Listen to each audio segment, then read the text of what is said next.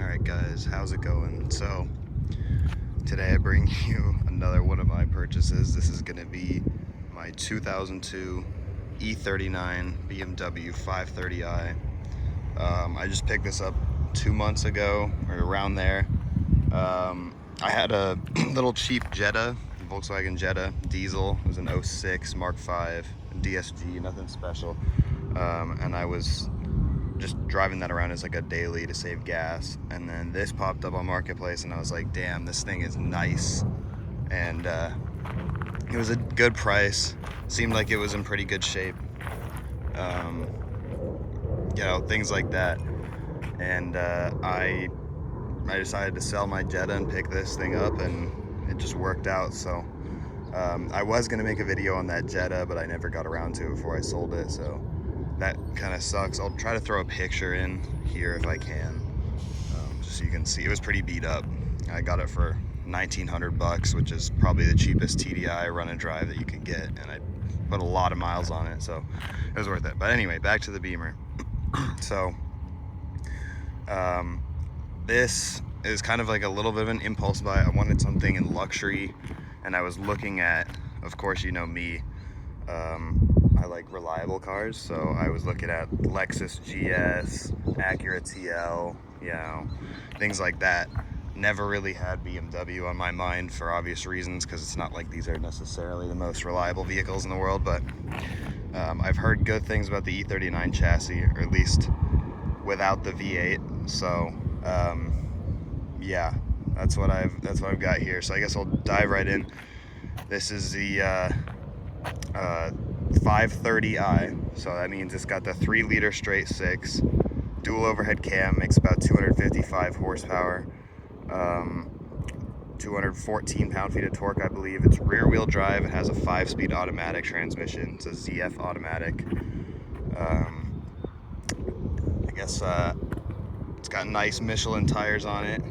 These are, I believe these are 17-inch wheels. Yeah, 235/45 R17s. It's got wheel spacers, slight wheel spacers, drilled slotted rotors, like all that stuff. This thing was actually pretty well taken care of. Like you can see, I mean, just the attention to detail. It's got LED side markers. It's got the M valve stem caps or whatever. Just little things like that. Just little. You can tell the paint isn't great, but it's not bad either. There's no damage on the body of this car other than a couple of scratches, and the paint is bad because it's just been sitting in the sun for so long. We've got the M license plate frame, just stuff like that makes it a little bit nicer. It's been an okay car so far. I haven't had any issues with it other than just the regular, like, it ran low on oil, like I showed the little message in the display. So the last guy told me it burns a little bit of oil, which I would believe, and it definitely leaks oil too. I think it might be a rear main seal, but that remains to be seen. I'm not really worried about it. I'm just gonna keep adding oil if it's, you know, leaking out. I did put a bottle of Rizlone engine oil treatment, which I used to use at my old job. I've used it on Subarus before, and it has helped reduce oil burning in the past for me on my old cars, so I decided to try it here. It seems like I put it in probably about 500 miles ago, and it seems like it has been working. I paid 2,500 bucks for this car, which is a pretty good deal, I guess, for E39 that runs and drives. So yeah, it's not without its issues. You can see, I'll pop the hood really quick. So you can see it's pretty rough under here. I've got some cracks in the fan shroud. My little coolant reservoir is pretty loose. There's some wiring damage for the rear O2 sensor, or the rear bank O2 sensor, I would say, I guess that is, because there's one for each header.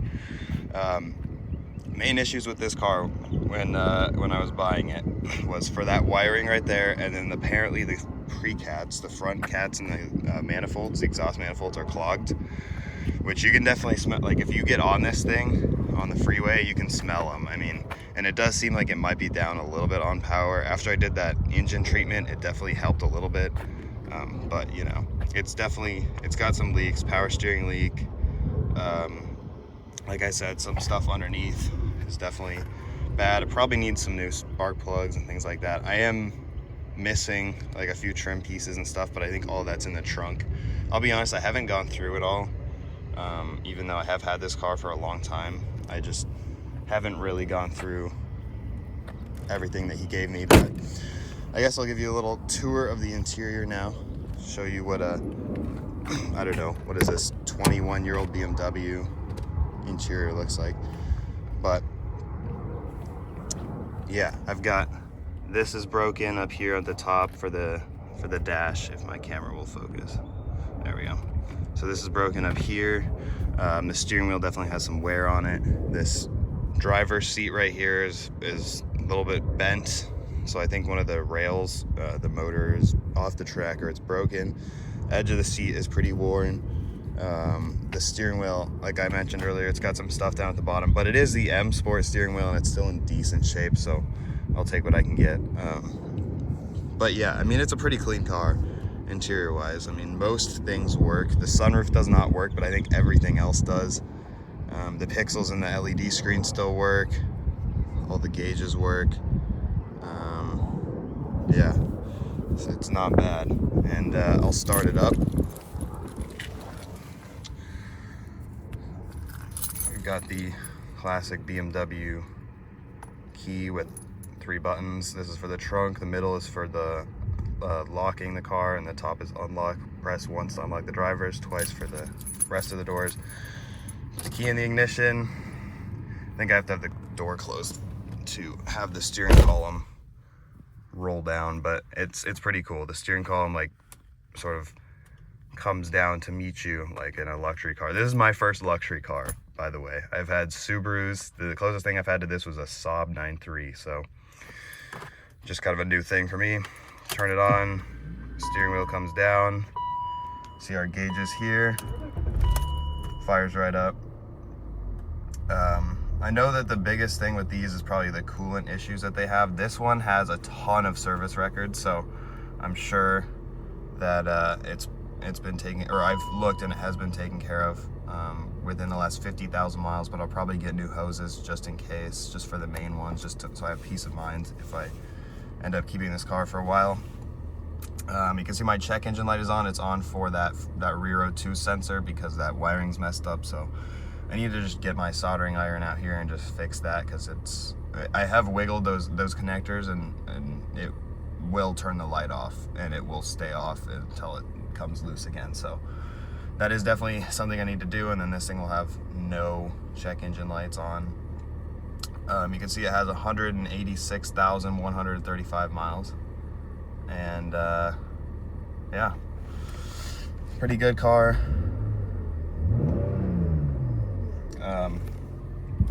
I guess we'll move on to the center. So as I said earlier, there's no pixels burned out on here except for maybe just these little ones in this center line here.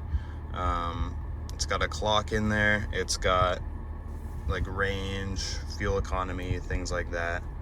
I think there's a distance that you can set, so it'll sort of tell you how long it's going to take you to get there based on your speed, which is like an old school precursor to the navigation systems we have today.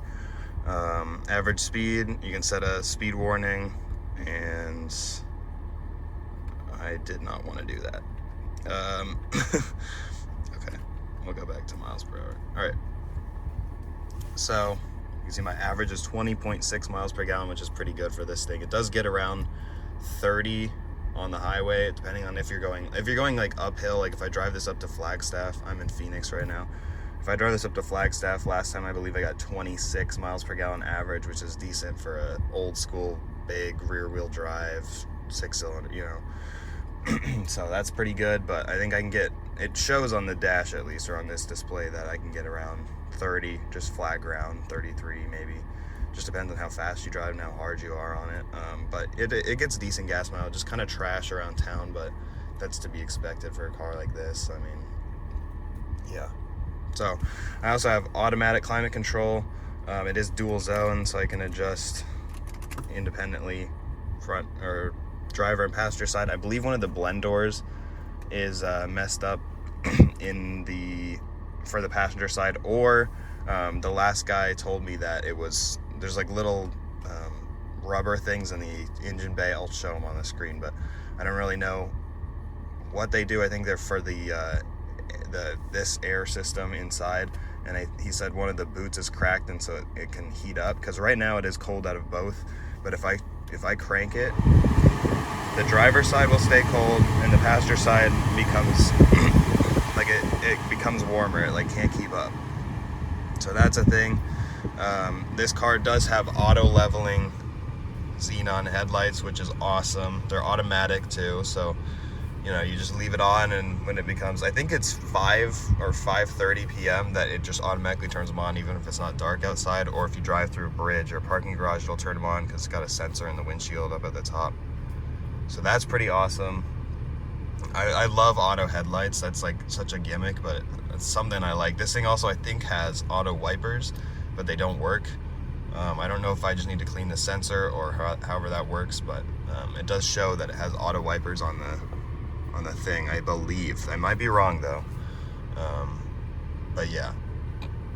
So that's a nice feature. I guess I'll show you the headlights on the screen. I've got headlights, fog lights. I try to get a video of the auto leveling if I can. It depends on if I can do that in the daytime or whenever I'm recording this video or finalizing it. We'll see what happens, but that is definitely a thing. It's awesome.